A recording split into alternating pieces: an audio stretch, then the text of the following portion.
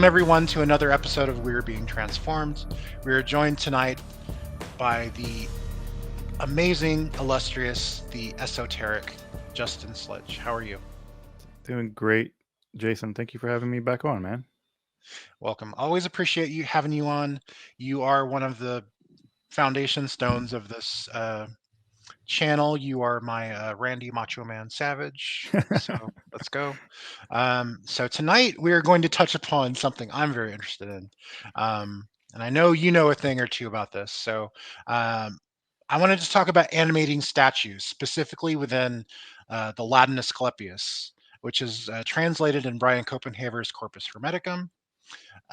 So a major aspect of the creation and animating of statues involves infusing hule or matter with pneuma, breath, fiery wind. The Latin Asclepius makes a big deal of this. In 38, Hermes says that the quality of these gods comes from a mixture of plants, stones, and spices. Due to this, the deities in these lower atmospheres are more intemperate, prone to more mutability than gods in higher realms. They need to be appeased by constant sacrifices. So, what are your thoughts on this about these gods in the lower realms um, having to be appeased as statues? Yeah, I guess what I would say is that we typically imagine, because we're modern people living in a relatively empty universe, that's just kind of us and animals and things. But in the ancient world, in the medieval world, um, the sky was positively populated with gods, with beings, and these beings they were bound to matter at some level by relationships of sympatheia and anti-sympatheia, sympathy and antipathy. These are ideas coming in from Stoicism, actually. And what's interesting, and this is where the Latin Asclepius very much overlaps with the Greek magical papyri, where we have the idea that certain kinds of terrestrial objects can have some kind of relationship of power over those quasi astral beings, and therefore pulling them down is one of the things that one can do, and binding them in these statues and then making them do things for you, like telling the future or telling you about what's going on in the upper realms or whatever.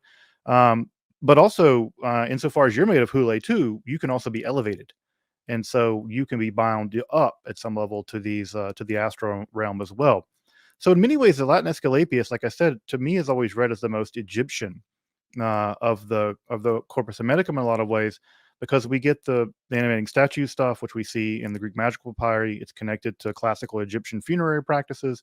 Um, and we also have the Asclepius apocalypse, as one might call it, there, about the ruin of Egypt and how these evil Greeks are going to destroy everything, the Romans.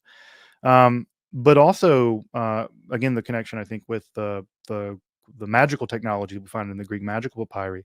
And so, in those ways, I think that the Latin Asclepius, and specifically the whole business of animating statues, connects it most solidly back to its native Egyptian soil, which of course is also the reason why it was universal. That section was universally hated.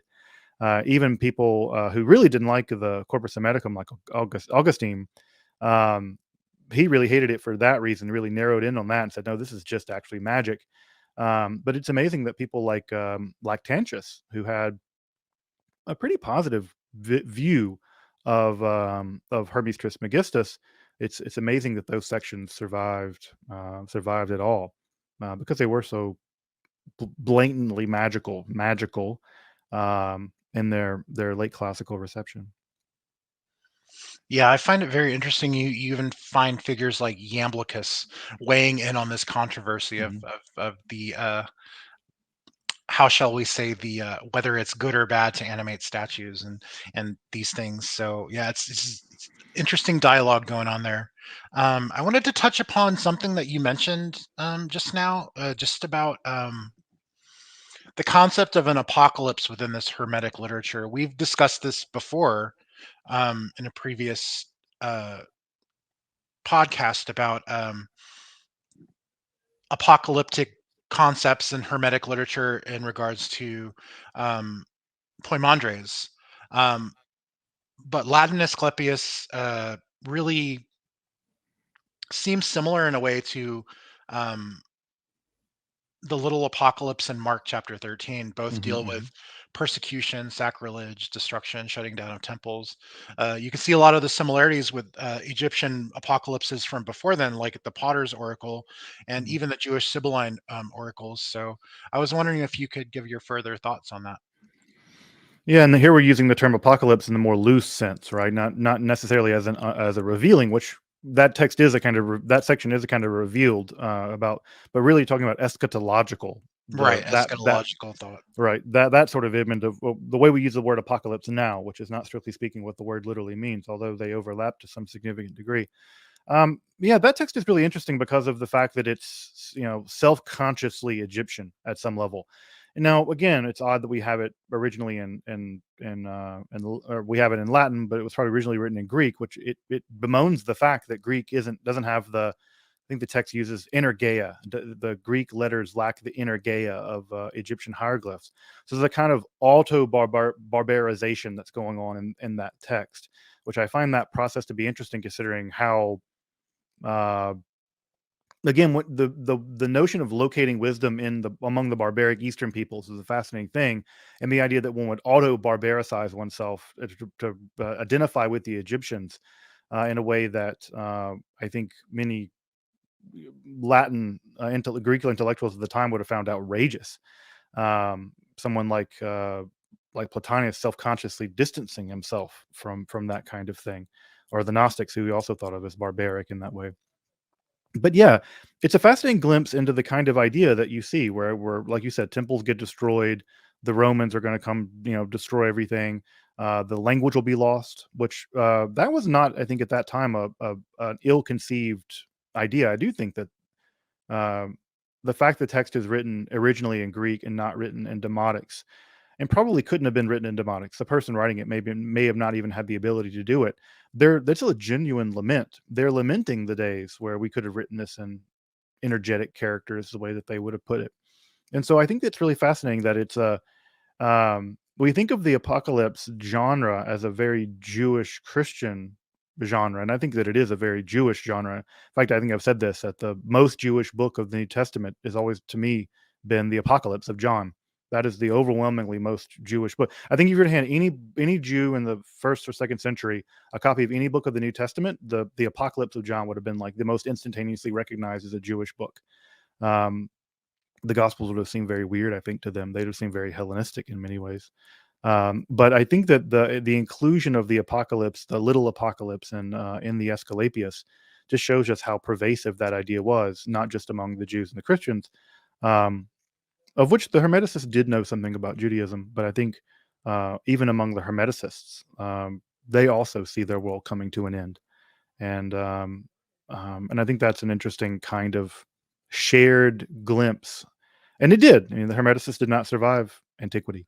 They don't, their communities don't survive really, assuming they had broad communities. But in that way, I think they share a lot of the same uh, zeitgeist of the Jewish communities who have just watched their temple be destroyed, the Christians who are actively undergoing persecution, and the Hermeticists who are also seeing um, their cultural heritage being replaced by the power of Roman imperialism. Well said, well said. Thank you for that answer, Dr. Sledge. So this has been an absolute pleasure, Dr. Sledge. In addition to your channel, Esoterica, you have a Patreon channel and some merchandise. Tell us a little bit more about those. Yeah, if folks want to support the work of me producing content around esotericism that's accessible and not esoteric, ironically named. Yeah, folks can do that by supporting me over at Patreon or picking up a T-shirt or just whatever. I also don't like it to be financially incentivized. Lots of people in the world don't have that financial ability to do that, and that's the reason why I think that the work that we're doing, Jason, and you're doing it too, of making scholarship accessible to anyone with basically a smartphone is just so important, so that so we can get this stuff out there and I think upraise the bar in terms of academic discourse and intellectual discourse here on YouTube. So I appreciate the work you're doing, and I always appreciate the invitation to come on and chat with you. Well, I highly appreciate it, and thank you so much for your kind words. A very humble project here that is just standing on the shoulders of giants like yourself and Dr. Henry, Dr. Litwa, people who came before us. So we're just trying to pay that forward, right? Absolutely, absolutely. I mean, I think of Andrew, right? Always happy to praise Andrew. You know, he's so the OG religious studies guy, and I'm like, look, man, if you haven't blazed the trail, I don't know that I'd have done it either. So again, Absolutely. I think it's all, yeah, we're all trying to push the conversation forward and raise the bar, and I appreciate the work you're doing here. Awesome. And we certainly appreciate your work here. And we hope you have a pleasant evening and hope you had an amazing alchemy day the other day. And happy belated birthday, by the way. And Thank you. Yeah, yeah. It's completely an accident that Alchemy Day and my birthday happened to be just a day apart. Uh, right. but yeah, it was. I hope it catches on. I do think alchemy does need its day in the sun. I do think that we should appreciate it more than when we do. So I hope hope it does catch on, and I hope that it does raise at least the ability to have conversations around alchemy from a scholarly perspective. Hope that does eventually happen. Yeah, I'm thinking of starting a Yamblicus Day or something. Maybe something similar, Theurgy Day or whatever. Theurgy Day. Um, There you but, go. but Dr. Sledge, this is as always been an absolute pleasure. Thank you for lending your time and your expertise. You have a wonderful evening. Cool. Thank you. Thank you very much.